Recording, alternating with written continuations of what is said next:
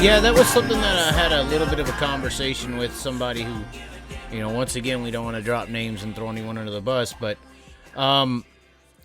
pretty prominent person, and he was trying to say, some of these drivers should kind of just be quiet about making money in racing, and they were like, they're making money. The team owners and people are the ones losing, especially if they don't have a sponsor. Or big time sponsor footing the bills. The team owners, if they just go based on winnings, they're not going to make a dollar at all. Do you think that that's something that needs to be kind of addressed? I mean, I think that's a big issue with racing overall. I think that's why rent-a-rides have become an issue in motorsports, period, because when you stop making money winning races, you stop putting drivers in the car to win. So obviously full-blown sprint cars don't have that issue. But is team owners also getting a bigger percentage and making money a big emphasis that needs to happen? I don't think that's the case, Chaz. I think that you're onto something there by saying that the rent-a-ride program is something that's becoming more predominant because a car owner can have someone good in their car and they're paying, they're cutting half their expenses. You can't hardly blame them for that. And there's going to come a day when I'll be phased out of this sport for that very reason. But I'm sitting here telling you today, I know that. And so, it is what it is. I mean, times change. If someone comes along and pays X for, and they can produce this, I guess that's just the way the world turns. What am I going to do? Hate the world for it? No, you don't. You're going to go on and do something different. I have the next generation in my family that wants to race, and I can tell you it'd be cheaper for me to do that, to rent them a ride, but I'm not going to do it. I don't believe in it at this stage, and maybe someday I will, but that's just the way it works. But, when you speak of the car owners, I've been there, and my family did it, and we were very fortunate. The last year we were a car owner, we did have a year where we made money, but it was because we won the championship. We won the Knoxville Nationals. We won the Kings Royal. We won the Silver Cup. We won all the big races.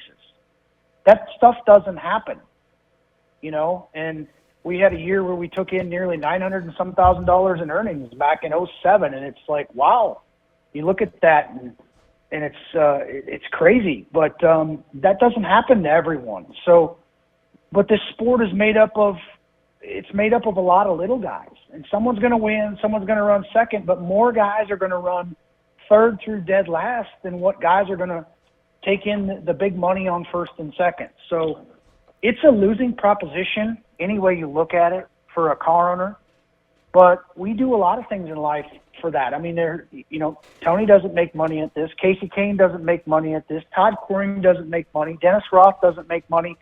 So you sit here and ask yourself, why do these guys do this? And the reason is because they love it. Okay? So that's why they do it. And they don't sit here and complain about it. But there comes a time where you have to draw a line in the sand and say, well, I'm losing this much at this rate. I need to stop the bleeding, or I need to do this.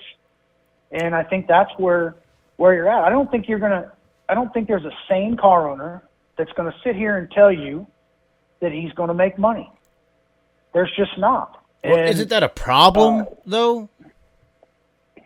Isn't that a problem? This is dirt racing, man. This isn't NASCAR. Well, but NASCAR wasn't always NASCAR. It's on a different basis when it comes to the financial side of it. I mean, we all got involved in racing because we loved it, and we paid to do it. We paid to do it forever. So it's never going to get to that point, but it needs to be where it's just not such a loss. It's not such a huge thing, because these car owners, and there's a lot of great car owners that are no longer with us. That once they're passed, the families don't keep doing what they're right. What the person that passed wanted, because they know how much money it cost them, but they did it because they loved it. Yeah, they might have used it as a tax deduction, but it's not like anyone is ever going to make money with these teams. And so that's what the car owners choose to do. So you got to try to entice people to want to get involved in it, be owners, be drivers, all of the above. And I think that's something that if we don't start trying to do that, take that direction now, in 10 years, where's our sport going to be? There's not going to be much left, because I don't have to tell you, has your fuel bill doubled in the last 12 months? Yeah, it has. You've probably traveled half as much because you couldn't afford to go any further, but our diesel fuel is double. Our hotels are double. Everything we've done in the last 12 months is double compared to what it used to. And so you have to, things have to change with that. What are some things that are almost going to be, it sounds like, proposition to be changed? I don't want to say demanded, but it sounds like there's a list of, or some things that people are wanting changed. What are some of those things? You know what, Chaz? I wish I had all the answers to that. I don't go to coroner meetings. I hear things firsthand from the people amongst our team, but I don't go and listen to all the other coroners of what they want.